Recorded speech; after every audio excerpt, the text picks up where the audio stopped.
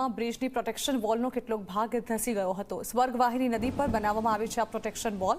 વાહનો અને લારીઓ પર પ્રોટેક્શન વોલ પડતા તેઓને નુકસાન પહોંચ્યું હતું। થોડા સમય પહેલા જ બનાવેલા બ્રિજનો ભાગ ધસી પડતા હાલ બ્રિજની કામગીરી સામે સવાલ ઉઠી રહ્યા છે। ધરમપુર પોલીસે ઘટનાની જગ્યા પર બેરિકેડ્સ લગાવ્યા છે। બ્રિજ અને પ્રોટેક્શન વોલના કામમાં ભ્રષ્ટાચારનો સ્થાનિકો દ્વારા આક્ષેપ લગાવવામાં આવ્યો છે।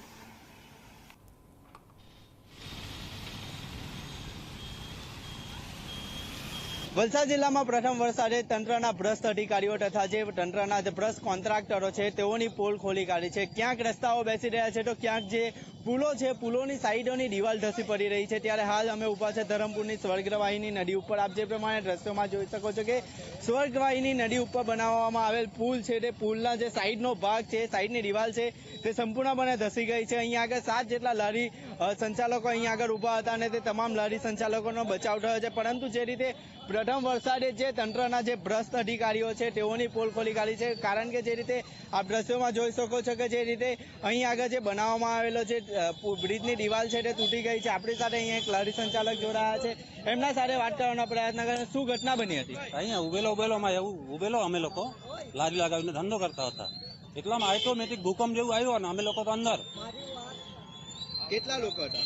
એમાં 4 જણા હતા। 4 જણા કોઈને લાગ્યું નથી ને એમાં લારી ગઈ ને 2-3 લારી ગયેલી છે, પૈસાનો ગલ્લો ગયો ને મોબાઈલ ગયા।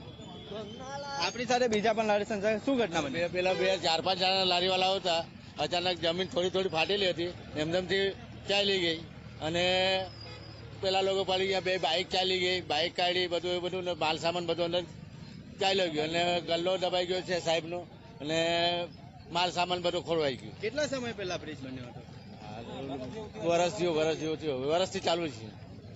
અહીંયા આપણી સાથે સ્થાનિક છે, માહિતી મારી આ બધું કામ ચાલે કોન્ટ્રાક્ટરનું બરાબર ને જે હતું એ ગરનાળા લાખવાની જગ્યાએ એમણે ખોદી મૂક્યું, ખોદ્યું ને ગરનાળા લાયખા ની લાયખા એટલે આ બધું ધસી પડ્યું।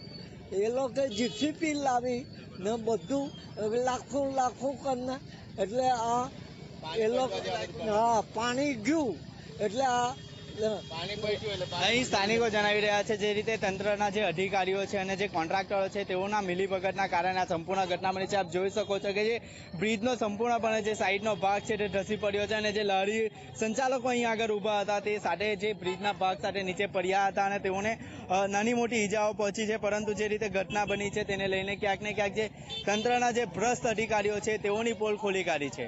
ઉમેશ પટેલ, ઝી મીડિયા, વલસાડ। સુરત મહાનગરપાલિકાને